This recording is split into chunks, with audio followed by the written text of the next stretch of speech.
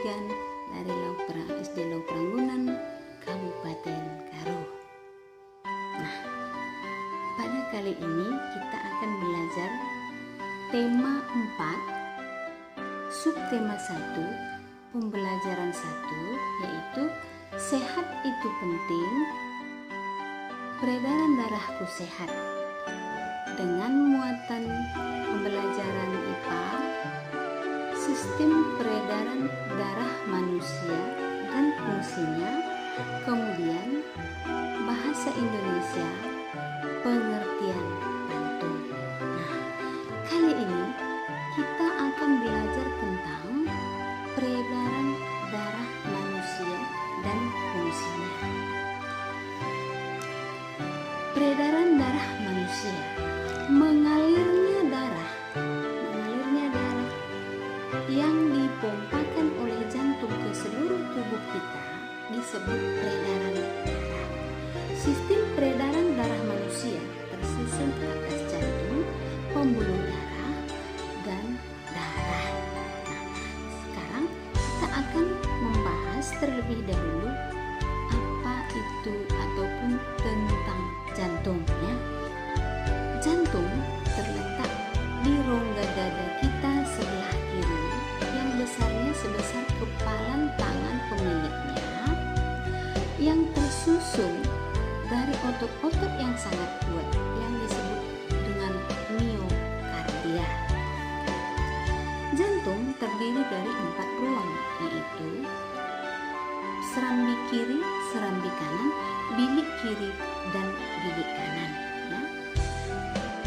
Jantung berfungsi untuk memompakan darah ke seluruh tubuh kita, memompakan darah ke seluruh tubuh kita dengan cara berkontraksi dan berrelaksasi, atau dengan cara mengucuk dan mengembang.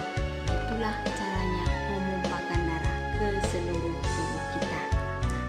Jadi itulah tadi tentang jantung. Kemudian yang kedua yaitu pembuluh darah. Pembuluh darah, ketika darah mengalir ke seluruh tubuh kita dan sebaliknya, berarti darah kita sedang berada di pembuluh darah kita. Pembuluh darah terdiri atas 3 jenis, yaitu ada arteri, yaitu pembuluh darah yang mengalir dari jantung ke seluruh tubuh dan ke paru-paru. Kemudian ada pembuluh darah vena. Pembuluh darah vena ini adalah darah mengalir dari seluruh tubuh dan paru-paru, kemudian kembali ke jantung. Kemudian satu lagi ada pembuluh nadi kapiler. Pembuluh kapiler ini sangat kecil-kecil dan sangat panjang yang mengelilingi atau berada di seluruh tubuh kita, ya. Jadi pembuluh darah kapiler ini adalah pembuluh yang dialiri darah dari sel-sel darah di tubuh kita. Dari sel-sel tubuh kita semuanya penuh dengan pembuluh darah kapiler. Seterusnya, berdasarkan alirannya, pembuluh darah kita mengalami 2 macam peredaran. Yang pertama adalah peredaran darah besar dan yang kedua adalah peredaran darah kecil. Yang dimaksud dengan peredaran darah besar adalah darah dari jantung ke seluruh tubuh kembali ke jantung.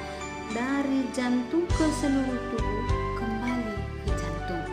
Sedangkan peredaran darah kecil adalah dari jantung ke paru-paru kembali ke jantung.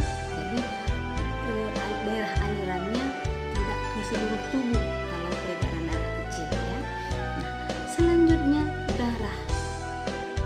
Darah terdiri atas plasma darah dan sel-sel darah, yaitu sel darah merah atau eritrosit, sel darah putih atau leukosit, dan kepingan sel darah merah yang disebut dengan trombosit, ya.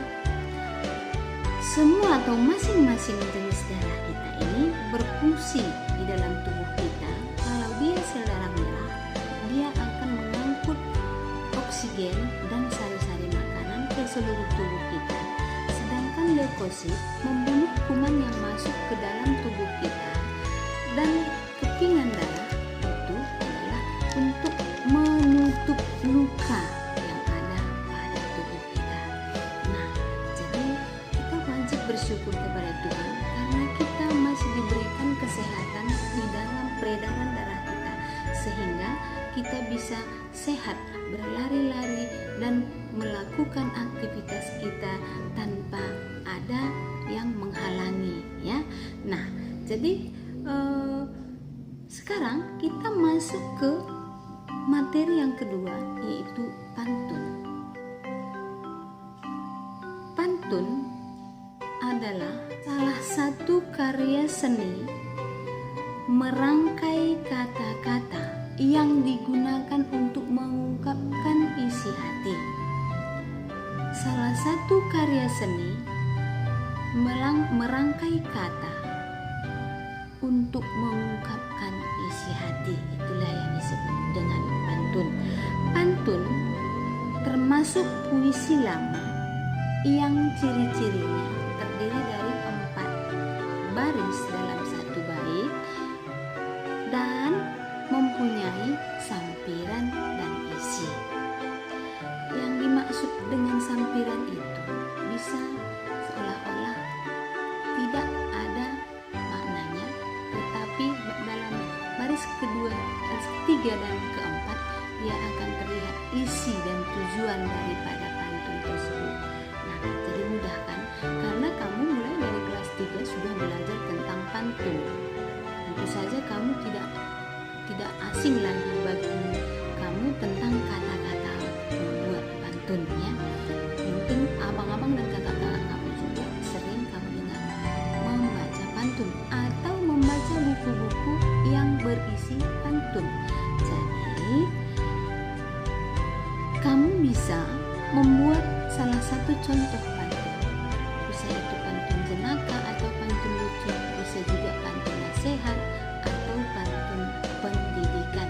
Kamu bisa mencobanya sendiri di buku tugas kamu masing-masing, supaya nanti di pembelajaran berikutnya kita akan lebih paham tentang apa saja sebenarnya ciri-ciri daripada pantun. Nah, jadi sampai sekian dulu pertemuan kita pada pagi hari ini.